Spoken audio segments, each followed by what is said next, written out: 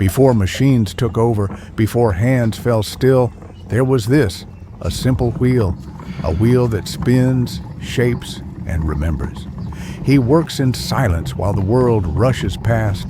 Here, time slows, and his hands breathe life into dust. Each turn of the wheel holds an untold story. This isn't just clay, this is memory, this is resistance.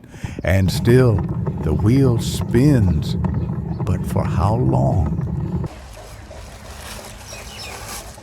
Clay is one of the oldest materials humans have ever worked with.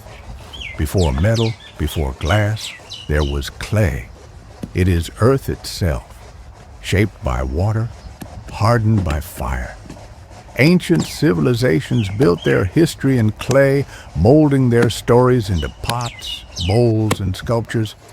Thousands of years ago, the hands of artisans shaped the very foundation of society, making tools, vessels, and even art that still whispers its secrets today. And yet, here we are, in an age where everything is instant, where plastic and mass production have erased the need for hands like his. But is it truly forgotten? Or is it merely waiting for someone to listen? Look at him. His hands move with a rhythm as old as time, rough, worn hands, stained with the very earth he breathes life into. He doesn't rush. He doesn't need to. The clay listens. It bends, yields, and forms under his careful touch. The wheel, an extension of himself, spins steadily as he works. He has done this so many times that his hands no longer hesitate. They know exactly what to do. This is patience. This is skill. This is art. And yet, he is one of the last. The world has moved on. Factories now do what once took years of mastery to perfect. What was once the work of generations is now compressed into minutes. A process once considered sacred is now merely another cog in an endless machine of mass production. But something is lost in that trade, something machines cannot replicate. The soul, the story, the imperfection that makes something unique, something human. He does not fight against the machine. He does not raise his voice in protest. Instead, he lets his hands speak. Every crack, every curve, every imperfection in the clay is a testament to his journey. The stories of his ancestors live within these pots and plates, whispered through every stroke of his fingers. This is not just his craft, it is his legacy. But how long can he continue? His wheel is old, ancient almost, a rare sight in this time of mechanical wonders. It doesn't shine, it doesn't hum with electricity. It creaks, it groans, but it spins, just as it has for generations. And perhaps, just like him, it, too, is waiting for the world to slow down, to remember, to appreciate. There is something about watching him work that feels almost meditative. The world outside fades. The sounds of the city, the honking, the hurried footsteps, all disappear. Here, there is only the soft hum of the spinning wheel, the steady shaping of the clay, and the patience of a man who has spent a lifetime perfecting his art. They say this art is dying, that one day there will be no more hands left to shape the clay. But what if that isn't true? What if there are still those who listen, who appreciate, who carry forward the weight of tradition? Maybe, just maybe, the wheel will keep spinning. Pottery is not just about making objects. It is about connection. Connection to the earth, to history, to those who came before us. Every culture in the world has its own relationship with clay. From the intricate ceramics of China to the bold earthenware of Africa, from the delicate porcelain of Europe to the robust pottery of South Asia. Each piece tells a story of its people, and yet we are losing these stories fast. In just a few decades, factories have replaced workshops. Plastic has replaced earth. And with it, an entire way of life is disappearing. But not here, not yet. Because as long as there is one pair of hands that remembers, the story is not over. As long as there is one wheel that still spins, the craft is not gone. As long as there is someone to listen, the art is still alive. But for how long? That is the question. And that is why you are here.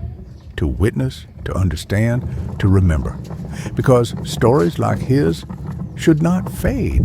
Because history, no matter how small, deserves to be preserved. Because in a world where everything is fleeting, this is something real. The wheel spins, the hands shape, the clay listens, and perhaps, just perhaps, so do you. He doesn't speak much. In fact, he rarely speaks at all. But if you sit beside him, and if you're quiet enough, you begin to hear the language of the clay. It's not in words, but in textures, in the slight tremble of the spinning wheel, in the way his fingers pause for a breath. It's in the warmth of the kiln, the smell of the earth, the silence of creation. Sometimes the most powerful stories are told without a single word. This man, this humble potter, is not just working. He is remembering the stories his father told him and his father before him. Remembering the nights they worked by lantern light, the festivals when their pots were carried in proud hands, the heartbreak when fewer and fewer people came to their workshop, and yet he stayed, not for money, not for fame, but for something greater, honor, tradition, legacy. He crafts each piece as if it were his last, not because he fears the end, but because he respects the process. He treats every bowl, every vase, every plate like a living thing. And in a way, they are. They carry his soul, his breath, his time. And if you listen closely, if you hold one in your hands and close your eyes, you might just hear it speak back. You might hear the echoes of children playing in the mud outside the workshop. You might hear the laughter of mothers decorating the clay with dyes and patterns. You might hear the quiet pride of a father teaching his son to feel the rhythm of the wheel. This is not just a process. It is a story of a people, of resilience, of memory, and curiosity. Yes, that too. Because it is curiosity that brings us here, that compels us to ask, who made this? Why did they make it this way? What can we learn from their silence? Curiosity that leads us not to answers, but to appreciation, to wonder, to respect. What secrets are hidden in that clay? What did the earth witness before it was shaped by his hands? Was it a battlefield, a home, a garden? Did it carry the footprints of ancestors, the roots of trees, the blood of sacrifice? Every pot, every plate is a time capsule, and he is the keeper of time. He may not know your language, he may never travel beyond this village, but through his hands, he speaks to the world. Through his craft, he bridges the gap between centuries. So next time you hold something handmade, ask yourself, who shaped this? What did they feel? What were they thinking in that moment of creation? Let that question live in your mind. Let it guide your eyes, your hands, your heart. Because when we forget how things are made, we forget how to feel. So don't forget. Watch, learn, feel. And most importantly, remember, subscribe to Incredible Process and be part of a journey where craftsmanship still matters, where hands still create, and where the past is not forgotten. Thank you for watching, and remember, as long as someone listens, the wheel will never stop spinning.